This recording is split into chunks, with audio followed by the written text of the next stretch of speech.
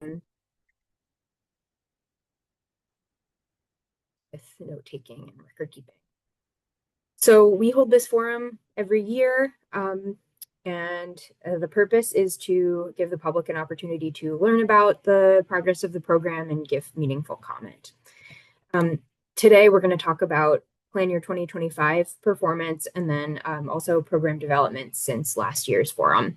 And we'll also go over the results from the 2023 carrier accountability reports, and then we'll have an opportunity for public comment.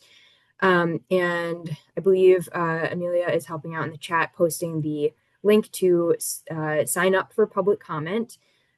So go ahead and fill that out if you want to comment at the end of the meeting. And also feel free to submit written comments to my email at any point, or MHBE public comments email address.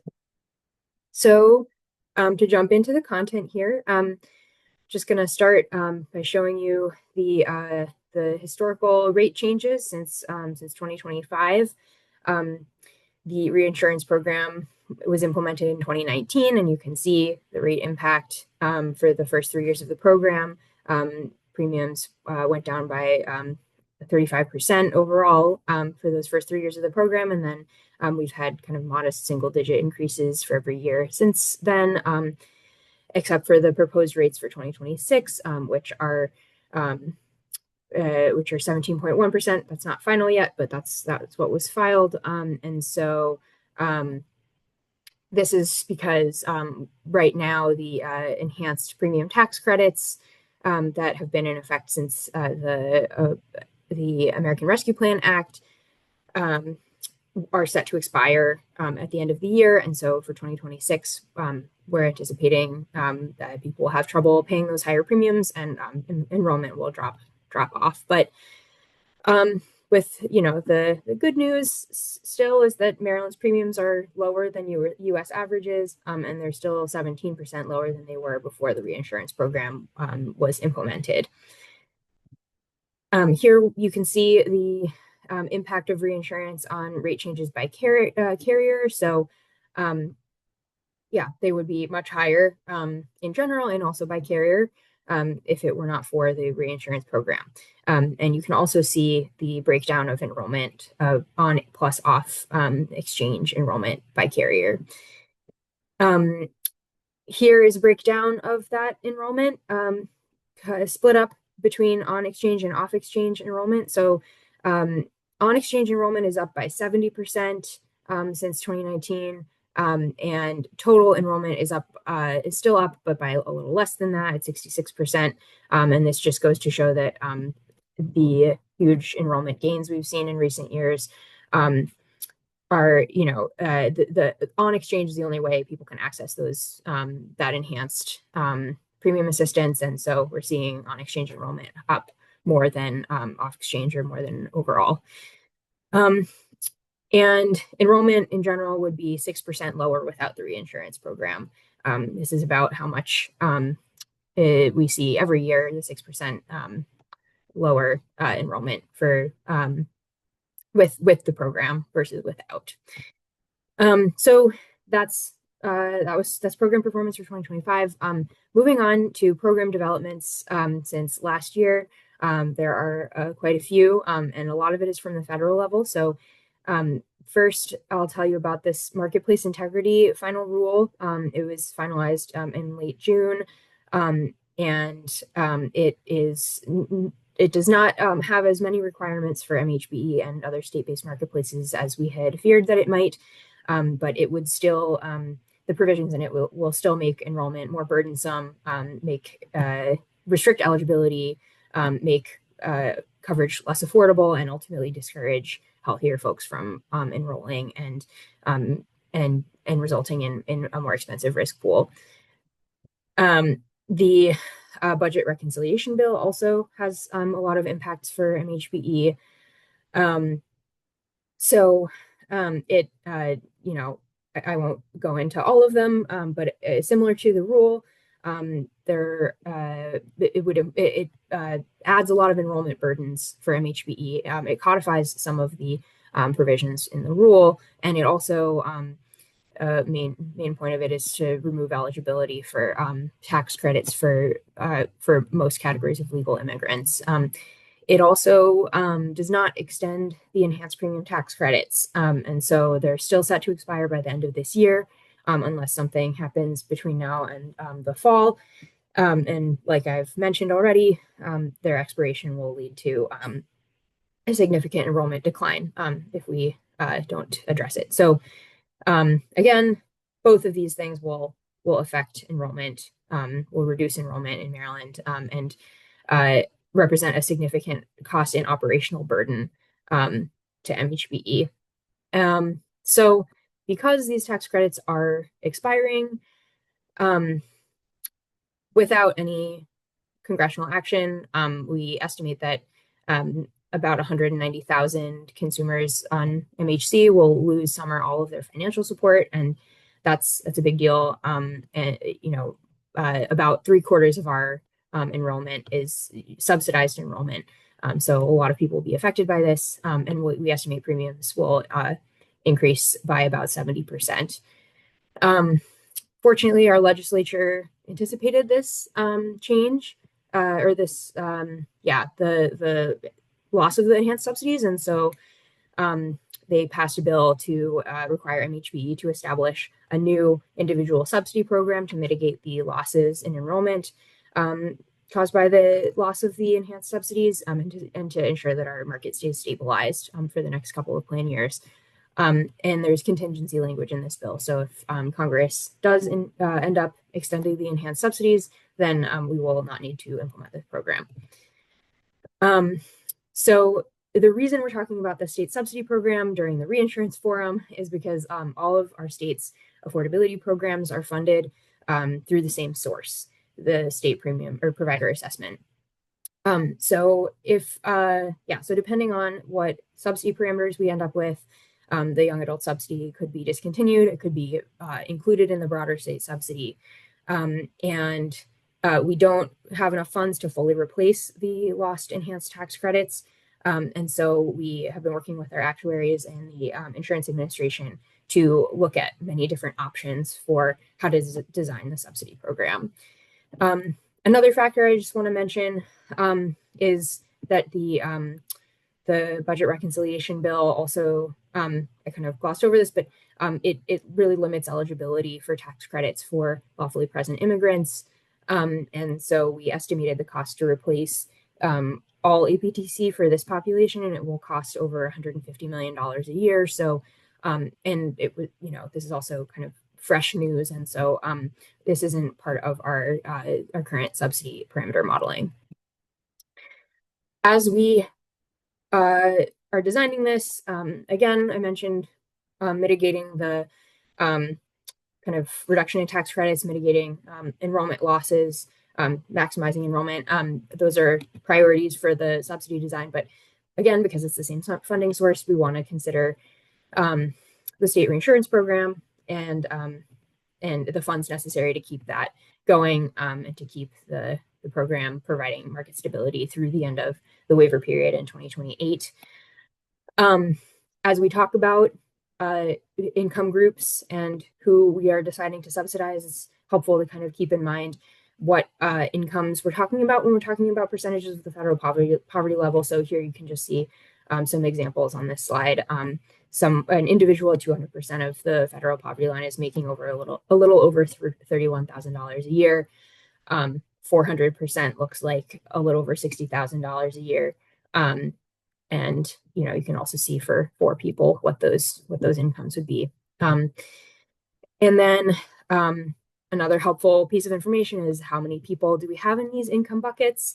So this is the breakdown of everyone eligible for APTC under ARPA. And you can see that, a lot of the APTC eligibility with ARPA is under the 250% of the FPL mark. So, we have under 150%, we've got like over 40,000 people. Same in the 150 to 200%, a little over 30,000 at the 200 to 250 mark. And then you can see also that we, the slightly higher groups here, there are fewer, but still over 20,000 in each of these higher buckets. And then over 400%, which is the cutoff for traditional APTC without the ARPA enhancements.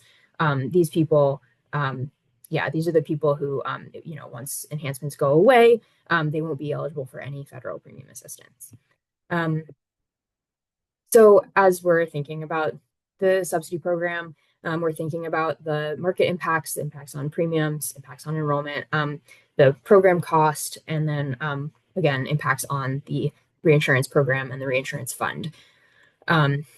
The program will not only affect the reinsurance costs, but will also affect the amount of money we end up receiving from the federal government, the federal pass-through amount. And then, yeah, we're always looking at that end of year reinsurance program fund balance. So the way this ties in with reinsurance, if it's the same pot of money, then, depending on how much we're spending on the subsidy program, then that determines how much we can spend on reinsurance. So just to go over, I think a lot of you are regulars to the reinsurance program, but for those who don't know, the reinsurance program parameters are consist of three kind of features. We have the attachment point, which is the point at which the program starts reimbursing insurers for high cost claims. We have the cap, which is where the program stops reimbursing, and then the coinsurance rate, which is the percentage of claims that the program reimburses between the attachment point and the cap. So the higher or the lower, the higher the attachment point, the more or like the size of the program depends on the attachment point. And so as we're thinking about allocating the funds that we have, if we have a higher attachment point, that gives us more money to work with for the subsidy program. But as you can see in these bullets under 1 here, the Insurance Administration worked out about how much rates increase with every $1,000 increase in the attachment point. Because yeah, if you shrink the size of the program, then reimbursing less, and then premiums go up as a result. So if we were to increase the attachment point to kind of free up some funds for the subsidy program, for example, from $22,000 to $30,000 in 2026, we could expect to see about 5% of a rate increase. So this is the most recent data we have available on kind of all states with reinsurance programs and their attachment points. And you can see Maryland, just for context, has, at least in 2023, it was the lowest, but in general, we are among the lowest, have among the lowest attachment points of all states with reinsurance programs. So that's just kind of helpful to think about as we consider kind of, yeah, raising the attachment point, to know that if we raise it, it's still within kind of the reasonable realm. The actuaries modeled almost 10 different scenarios, and a couple of them rose to the top in terms of, seeming like a good fit for what we're looking to do, and also in response to public comments. I'll talk a little later. We had a public comment period, so we heard that it's important to stakeholders to continue the young adult subsidy program. So both of the kind of main options that we brought to the board just for discussion include the maintaining the young adult subsidy, but they also both replace enhanced subsidies up to 200% of FPL, replace a little bit less than that for up to 250%, and then replace at 50% for 250 to 400% of FPL. The difference between these two options is that one has a lower attachment point and does not subsidize those in the over 400% FPL bucket, and the other increases the attachment point so that we can afford to replace some subsidy for those people over 400% of FPL. Here's a summary of those two options, kind of just narrowing down, compared to a scenario that doesn't have any replacement versus full replacement. So you can see we are mitigating enrollment loss compared to 2025 in both of these options, so 7% as compared to yeah, 25% decline compared to this year's enrollment numbers. And then you can also see, yeah, if we spent the money to fully replace for everyone, we would end up with a negative fund balance at the end of 2027 and at the end of 2028. For the options we've been most seriously considering, we would have 40 to 68 million by the end of 2027.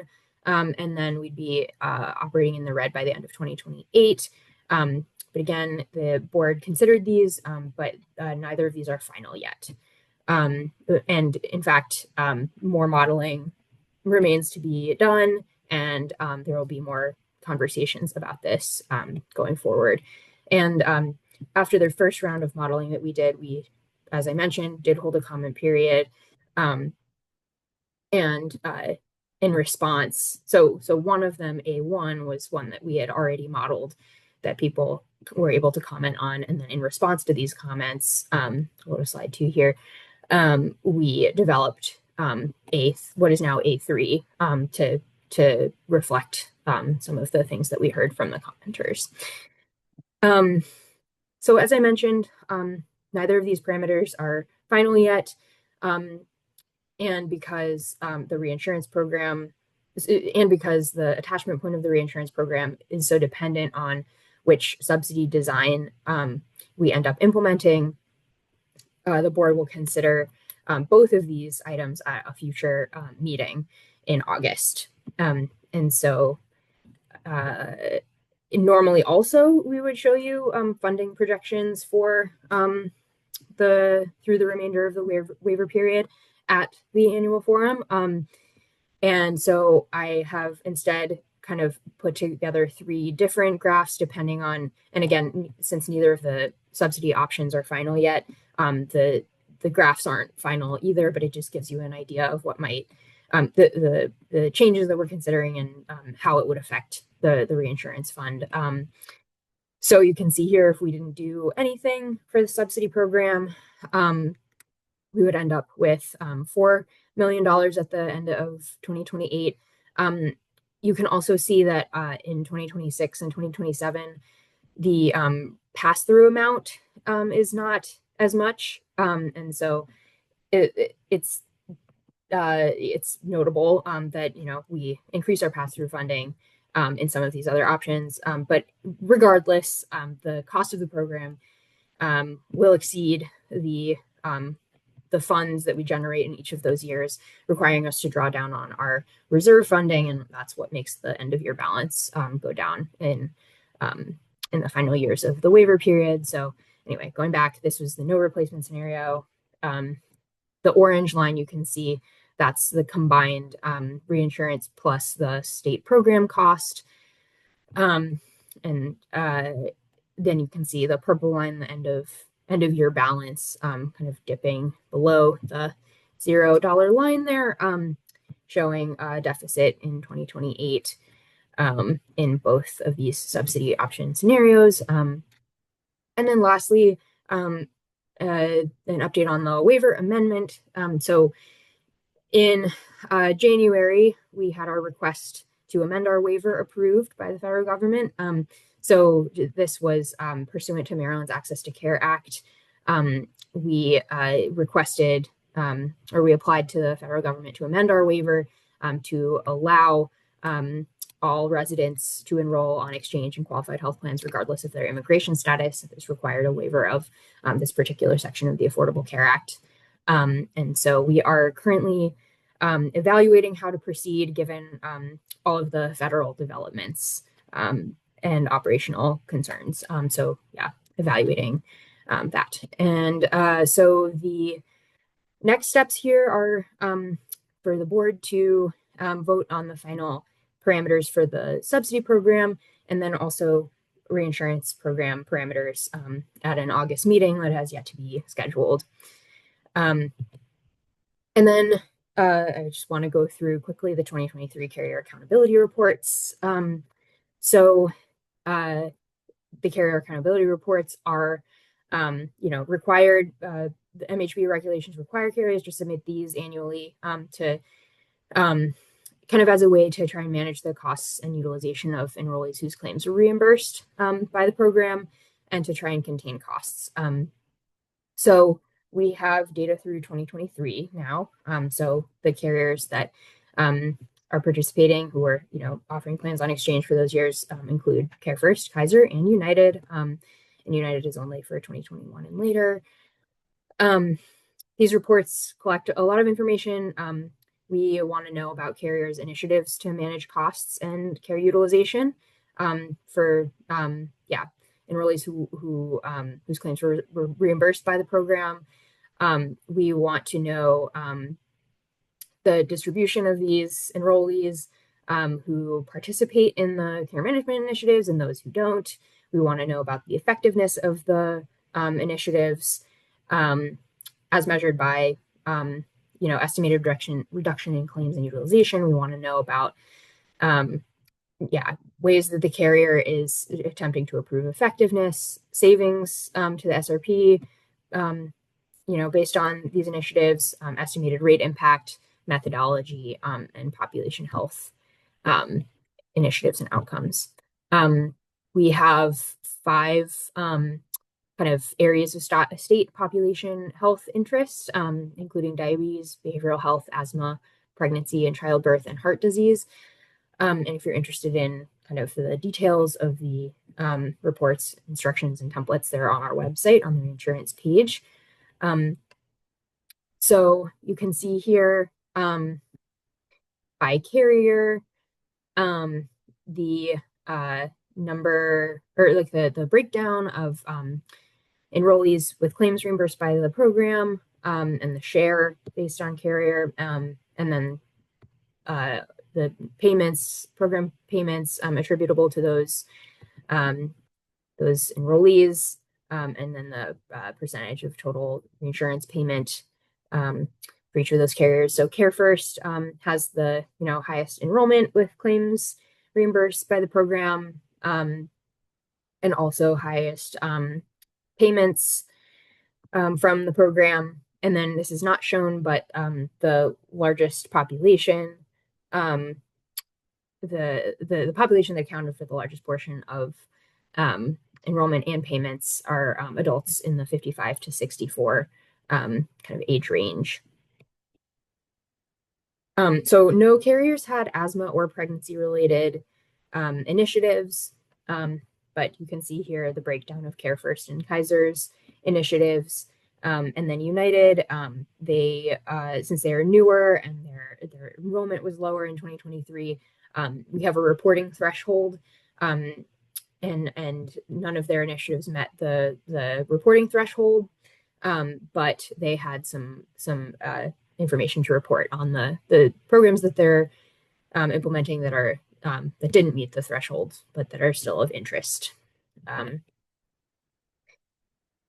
So as part of the reporting, we get information on the most frequent and highest cost conditions that we see in the SRP claims or reinsurance claims. So the light blue highlighting indicates conditions of state population health interest, so public health priorities, diabetes, depression, bipolar disorders, and then certain pregnancy codes are all part of that. Cancer was in the top 5 most frequent each year. And then you can see also the highest claim conditions. So it's most expensive. And so various cancers and septicemia were number 1 and number 2 in all 3 years. Hemophilia was in the top 4 each year, and septicemia, sepsis, and systemic inflammatory response syndrome were among the top 5 each year as well.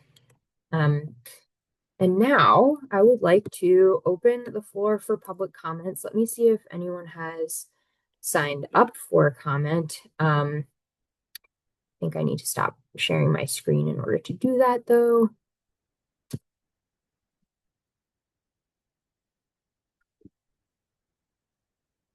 Okay, We have one person signed up for comment so far, and that is Stephanie Clapper.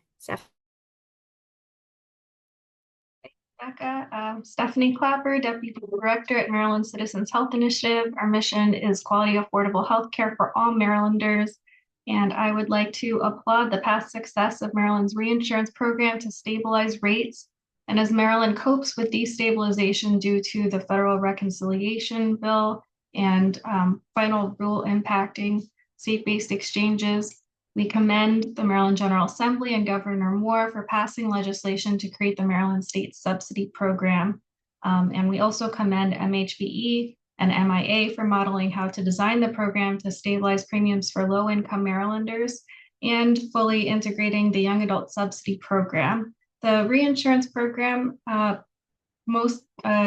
is most effective in stabilizing premiums for folks over 400% of the federal poverty level, and continuing to prioritize making health coverage affordable for young adults helps get more young and healthy people into the individual market and also help stabilize premiums for those over 400% of the federal poverty level who don't receive as much subsidy support. I also want to just thank MHBE for its role in helping Maryland's Prescription Drug Affordability Board this past legislative session gain the authority to set upper payment limits for high-cost drugs for all Marylanders, which we hope that they will start to do in 2026. And as rising prescription drug costs contribute much to the raising of rates in the individual market, we hope that this will also help to stabilize premiums. So thank you all for the work that you do and for rising up to meet the current challenges.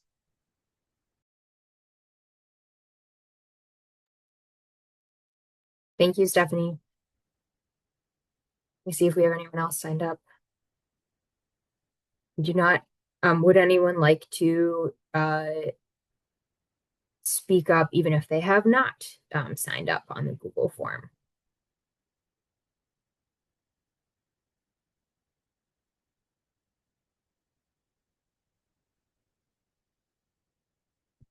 Okay, I'm not hearing anyone, but again, if you would like to submit comment later, please feel free to email me. I'll put my email in the chat. Actually, no, I'll put the MHBE public comments email in the chat, and feel free to send us a note if you'd like to comment. Thank you so much all for participating today, and we'll see you next year, or probably earlier than that, if we're being honest. Thank you.